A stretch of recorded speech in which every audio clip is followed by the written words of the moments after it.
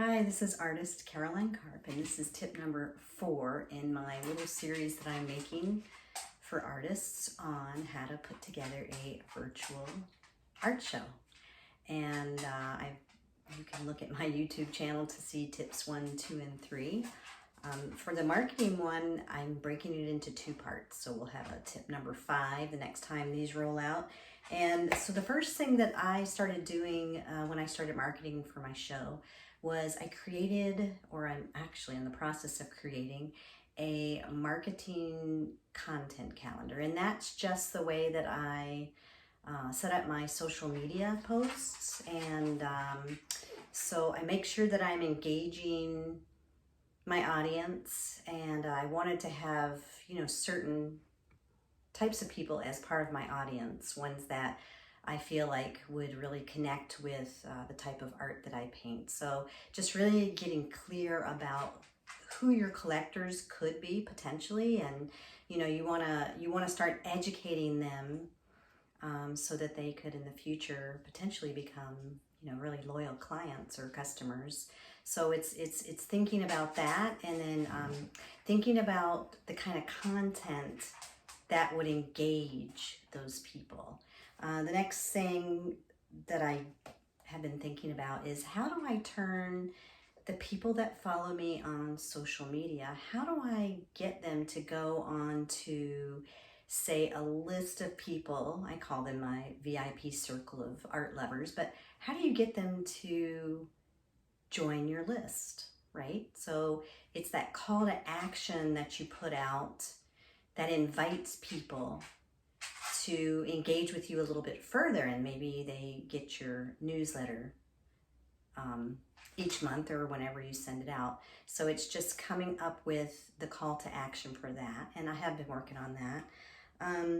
So once you have your list, you've got, I don't know, however many people you have, you need to come up with an email sequence that you're going to send out leading up to the show to keep them excited and engaged. And you might want to think about having that list of people in an email CRM, like a system where you can send it out to multiple people. I use ActiveCampaign for many reasons. I could do a whole talk about that, but I seem to have been able to use that platform pretty easily. The next thing you're going to do is set up your calendar. Like, look at the date that you're going to have for your show. And I have a little confession to make. I did switch the date of my show again. I think it's going to be February 20th. But, I'm working on all this stuff, and I'm really putting some deep thought into it. And kind of that's why I'm pushing the date of the show back. Anyways, February 20th. So you kind of go backwards from that date. And I would say that, probably a month out, I'll be sending out a save the date email to the current people on my list. A little bit after that, and I've created these emails. They're just waiting to be sent out. So save the date email for February 20th. One that's introducing Jennifer Pazienza, that's curating my show. So just getting everybody to know who she is, what to expect at the show, and that would be like actual instructions for what do you do when you go to an online show. What link do you click on? What can I expect? What are there going to be? Do I need to do anything? Like, do I need to do anything for that? I'm talking as like the person watching. Or do I just click on the link and I show up? Will people see me? Where will my camera be on? What are some other things that could come up? Will I be able to talk to people? Can I ask questions? I think I'm going to set up my show where people can ask me questions. I mean, that's the whole thing. I'd like it to be a discussion, more of a gathering of a community. That's the way that I'm thinking of engaging my people. And so that's part 1 of my marketing, my art show. And there is a lot more work that I'm putting into it that I'm not really talking about this is sort of the scaffold. These little tips are the scaffold of some deeper work that I'm going to be doing, some actual work of coming up with something that is engaging and kind of creative, and not really an excuse that we can't, it's not because we can't get together in person. It's more of how can we create community and be together yet apart. So,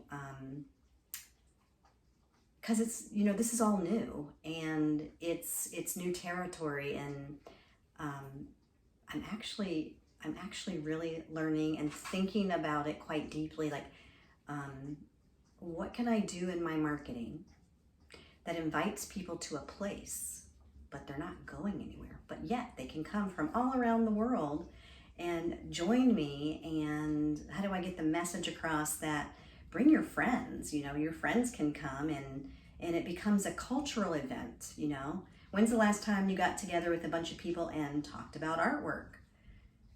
That's what I want my messaging to say.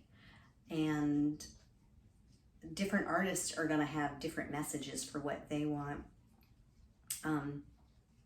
their show to say, or what the purpose of their show is.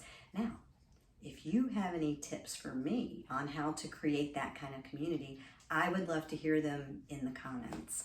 And for sure, if you would like to come to the show and watch me after I've created all this, please leave me or message me your email, and I can add you to my list. And if you are somebody who wants to come and talk about artwork, and maybe you know a lot about art, maybe you don't, that's totally fine. It's fun to have these engaging conversations.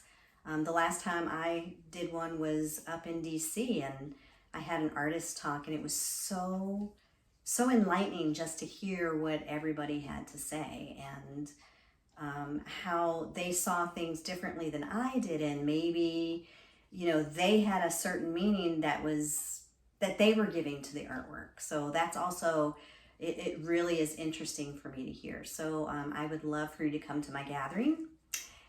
And thanks for listening to tip number 4. And tip number 5 is going to come out, and it's going to be the second part of my marketing. And maybe I will have done a little bit more, and I can share a little bit more. So thanks again. Bye.